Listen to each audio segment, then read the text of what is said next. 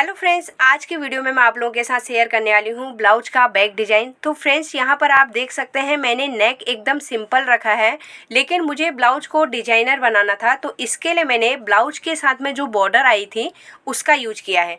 एक बॉर्डर तो मैंने स्लीव्स में यूज किया है, लेकिन दूसरी बॉर्डर जो कमर के लिए दी रहती है उसे कटिंग करके मैंने नेक में यूज किया हुआ है। बनने से पहले मुझे भी उम्मीद नहीं थी कि ये इतना अच्छा लगेगा, क्योंकि ये ऑलरेडी ब्लाउज पूरा भरा हुआ है, तो उसमें डिजाइन करके उसे हाईलाइट करना बहुत ज़रूरी है।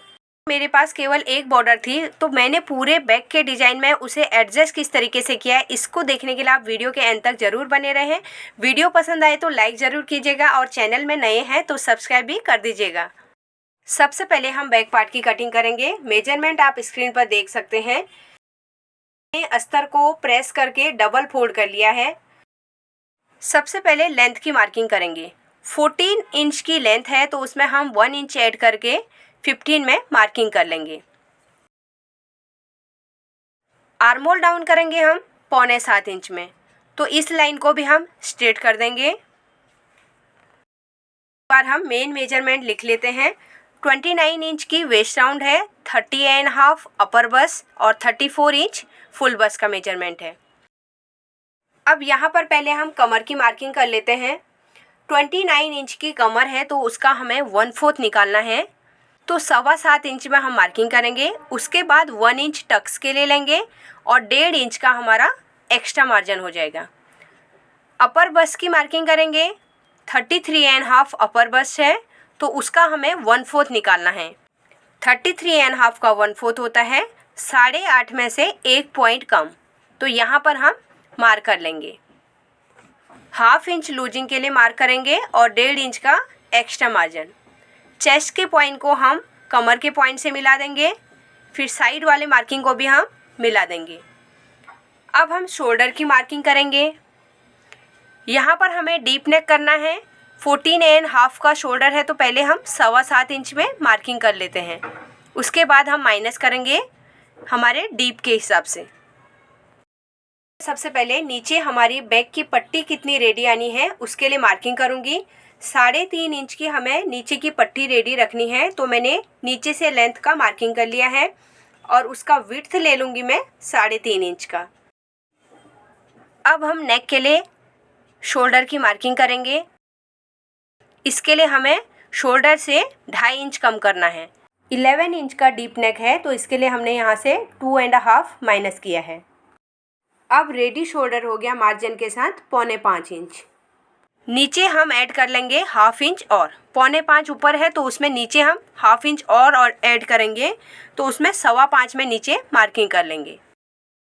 अब मैं यहाँ पे 1.5 इंच का मार्किंग करूँगी आगे की तरफ सेंटर से। अगर आप बिगिनर्स हैं तो इस तरीके से कीजिए, अगर आप रेगुलर प्रैक्टिस वाले हैं तो आपको इस तरीके से 1.5 इंच का मार्जिन देने की ज़रूरत नहीं है। आपके पास अगर फ्रेंच कर्व नहीं है तो किस तरीके से मार्किंग करेंगे, शोल्डर से आर्मोल के पॉइंट का सेंटर निकाल लेंगे, फिर यहाँ से 1/2 करके मार्किंग करना है। उसके बाद आर्मोल के यहाँ से 0.25 इंच पीछे मार्किंग करके शेप दे देना है।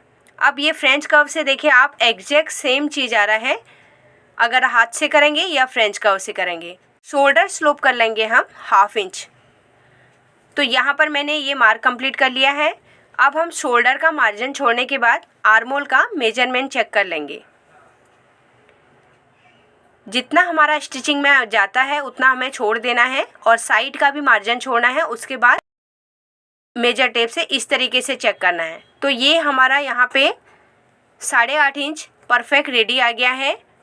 जितना हमारा आर्मोल है उसका हाफ रेडी आना चाहिए, तो मेरा 17 का आर्मोल है यहाँ पे, तो हाफ रेडी आ गया है। अब बैक डार्ट की मार्किंग कर लेंगे। 4 इंच में मार्किंग करूँगी और साइड से 1/2 इंच का मार्क कर लेंगे। अब यहाँ पर मुझे नेक की मार्किंग करनी है। इसके लिए मुझे जितना रेडी शोल्डर चाहिए मैं पहले उसे मार्क कर लूँगी। अब यहाँ पर बची है नेक की विड्थ 2 इंच की। अब ऊपर के हम नेक के पॉइंट से नीचे वाले पॉइंट को मिला देंगे। अब हम नेक का शेप लगाएंगे। ऊपर से 9.5 में मार्किंग कर लेंगे और नीचे से हमें फ्रेंच कर्व से शेप देना है, तो इस तरीके से हम हल्का सा उसे हाथ से भी शेप देंगे। उसी पॉइंट से हमें शेप को कमर की साइड को लेके जाना है। अब हम फ्रेंच कर्व से शेप लगाएंगे। यहाँ से हमें इस तरीके से शेप दे देना है, अंदर की साइड को थोड़ा शेप को करना है हमें। फिर यहाँ से हम कमर की साइड को पूरा शेप को मार्क कर लेंगे। तो ये हमारा मार्किंग कंप्लीट हो गया है। अब यहाँ पर मैं डार्ट की लेंथ लगाऊंगी। बैक के नेक शेप के हिसाब से ही मैंने लेंथ नहीं लगाया था डार्ट का, क्योंकि उसका डीप ऊपर नीचे हो सकता था। इसके लिए अभी मैं डार्ट की लेंथ लगा रही हूँ। डार्ट की लेंथ लगाई है 4 इंच की। यहाँ पर हमने बैक पार्ट की मार्किंग कंप्लीट कर ली है। अब हम इसकी कटिंग कर लेंगे। बैक के डार्ट में हम कट लगा लेंगे और इसके सेंटर में हम मार्क करेंगे, इससे कि इसमें बैक साइड में मार्किंग चला जाएगा। साइड से हम फिटिंग का भी मार्क करेंगे और आर्महोल के यहाँ पे भी हमें एक छोटा सा कट लगाना है। अब हमने जो नेक के मार्किंग करके रखी है उसी के ऊपर हमें व्हील घुमाना है, इससे इसके बैक साइड में मार्किंग चला जाएगा। अब यहाँ पर मैंने सबसे पहले बॉर्डर को कटिंग करके अलग कर दिया है, क्योंकि इसका कैरी ऊपर की तरफ जा रहा है तो हमें लेंथ में उसी हिसाब से रखना है। तो ये मैं पहले बैक पार्ट की कटिंग कर लूँगी। साइड से हमें हाफ इंच का मार्जिन रखना है। अब हमने बैक पार्ट में जो नेक का शेप बनाया है उसकी हम कटिंग कर लेंगे। बैक में नीचे भी हम कटिंग कर लेंगे, दोनों पार्ट को अलग कर देंगे बैक के। इस तरीके से मैंने नेक कटिंग कर लिया है। अब हम इसकी स्टिचिंग शुरू करेंगे। सबसे पहले हम चारों तरफ से इसमें 5 नंबर का स्टिच लगा के उसे मेन फैब्रिक के साथ में फिक्स कर लेंगे। साइड में जो एक्स्ट्रा फैब्रिक है उसकी हम कटिंग कर लेंगे।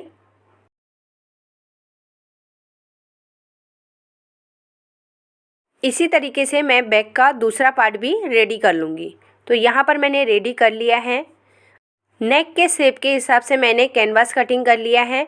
अब इसे मैं अस्तर के ऊपर रख के स्टिच कर लूँगी। इसी तरीके से मैं दूसरे साइड के नेक कैनवास को भी अस्तर के ऊपर रख के फिक्स कर लूँगी। अब हम अंदर से इसकी कटिंग कर लेंगे और साइड से जो भी कपड़ा है उसे हम फोल्ड कर लेंगे। अब कैनवास को हम ब्लाउज के ऊपर रख लेंगे और 1/4 इंच का गैप देके हमें किनारे में स्टिच लगा लेंगे।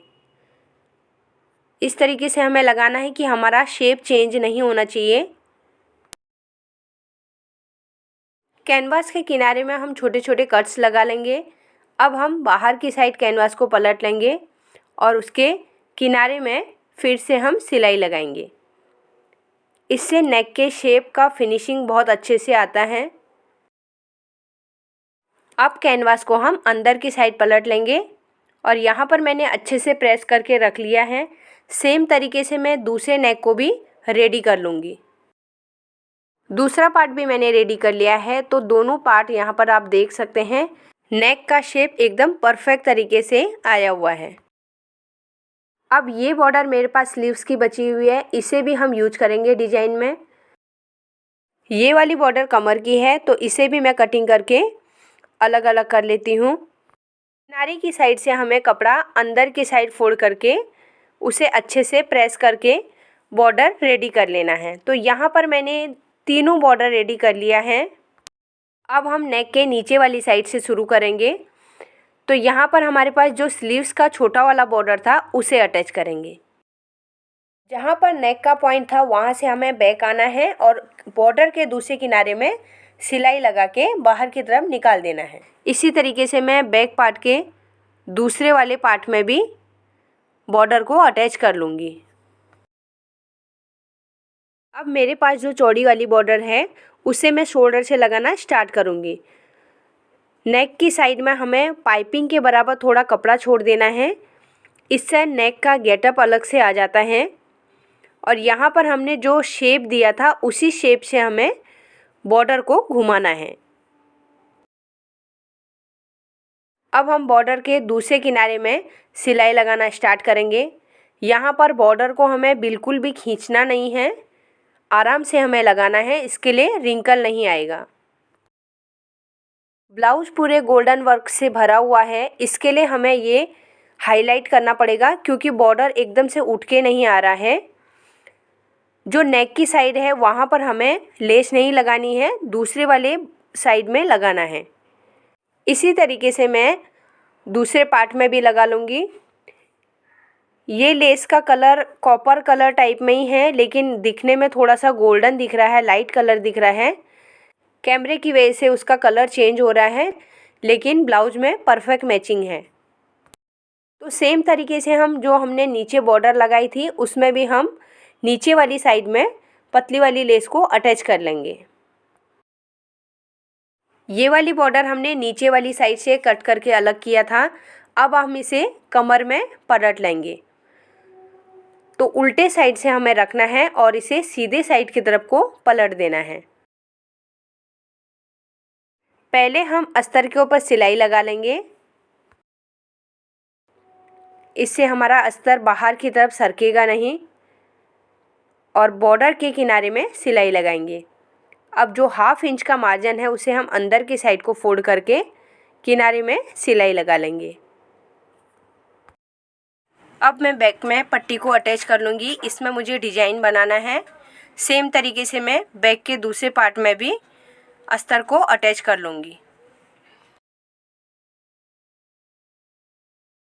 एक पट्टी को दूसरे के ऊपर रख के चेक कर लेना है उनका लेंथ बराबर हो।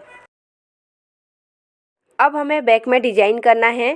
तो यहाँ पर मैंने 2 इंच चौड़ा और 2 इंच लंबा ऐसे बॉर्डर कट कर लिया है। ये हमारा स्लीव्स में से निकला हुआ था, तो इसे हम बैक में लगाएंगे। इस तरीके से उसे ट्रायंगल शेप देके हम उसमें सिलाई लगा लेंगे। सभी पीसेस को इसी तरीके से रेडी कर लेंगे। इनके साथ में हम एक ब्लैक कलर का प्लेन ट्रायंगल शेप का भी हम डिजाइन बनाएंगे। अब हम इनमें से एक पीस को लेंगे, उसके दोनों कॉर्नर अंदर साइड को हमें फोल्ड कर देने हैं। इसी तरीके से मैं सभी पीसेज को रेडी कर लूँगी और उनमें सिलाई लगा लूँगी। अब हम बैक पार्ट के ऊपर रख लेंगे। सभी पीसेज को हम यहाँ पर अरेंज कर लेंगे। पहले हमें प्लेन रखना है, फिर डिजाइन वाला रखना है बॉर्डर वाला, फिर से हमें प्लेन रखना है, फिर बॉर्डर वाला रखना है। तो इस तरीके से हम सभी के ऊपर सिलाई लगा लेंगे।